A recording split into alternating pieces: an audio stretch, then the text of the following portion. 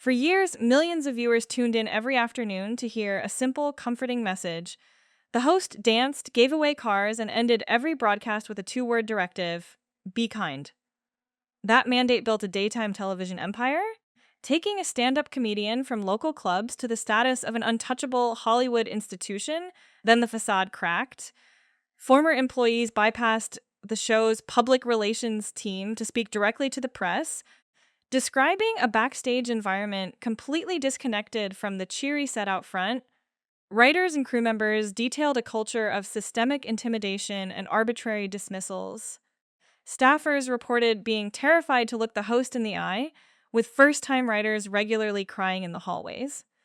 Comedian Ricky Gervais publicly validated these leaks. He pointed out that the aggressive sweetness audiences saw on television felt calculated, masking a much harsher reality. According to him, the open secret among industry insiders was that the reigning queen of nice harbored deep contempt for the people around her. The contrast was stark. While viewers at home watched celebrity games and charitable giveaways, crew members described the backstage area as a Guantanamo Bay situation. Despite hundreds of people experiencing this environment daily, the brand remained intact for nearly 2 decades.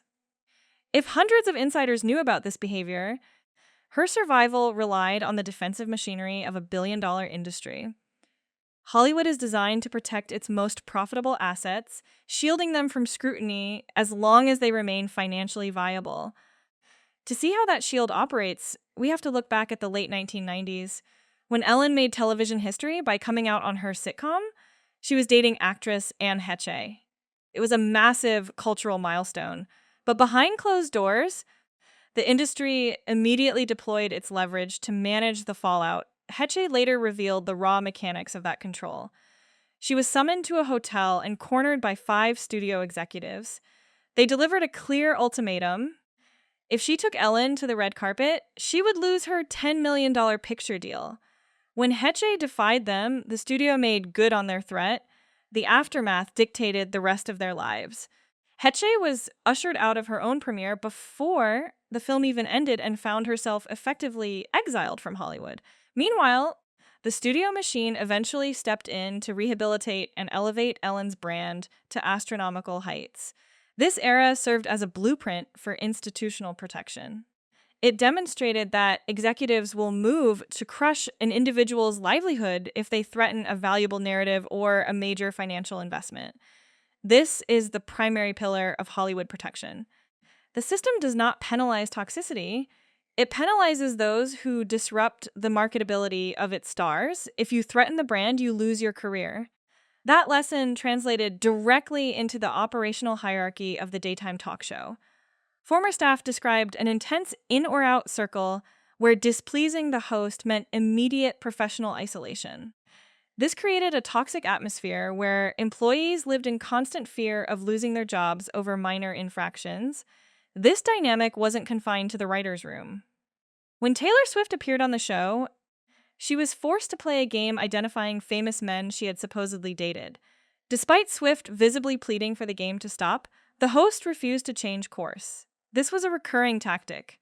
The host would trap guests, leveraging the cheering live audience, whether they were media-trained actors or regular people.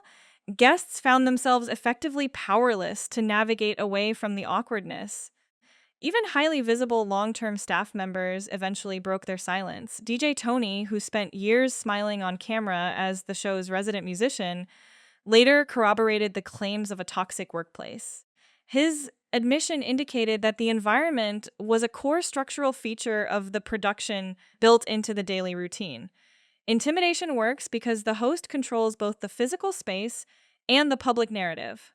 Challenging them on set or speaking out afterward means risking professional access.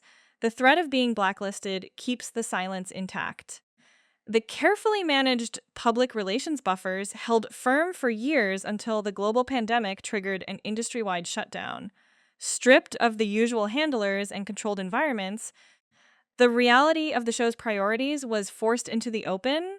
While the core union crew faced extreme job and housing insecurity, they were left entirely in the dark about their pay and health insurance. Instead of supporting the staff who built her empire, The host hired an outside non-union company to produce the show remotely. Broadcasting from a $15 million compound, she then looked into the camera and compared the experience of quarantine to being in jail. It was a severe miscalculation delivered while ordinary people were struggling to afford groceries and pay rent. That detachment extended to her public social circle. She happily flaunted a friendship with former President George W. Bush, attending NFL games together. Despite his administration's record on civil rights, elite class solidarity superseded her stated progressive values. These elite networks create a buffer that makes accountability nearly impossible. Even when rumors surface linking a star's name to controversial figures like Jeffrey Epstein, the existing network of power functions as an immediate shock absorber against scrutiny. Amassing tens of millions of dollars in real estate and trading favors with global elites builds a thick layer of insulation at that level of wealth and access. Celebrities operate under the assumption that they are entirely immune to standard societal consequences. As Ricky Gervais noted, a highly manicured reputation can only be sustained for so long.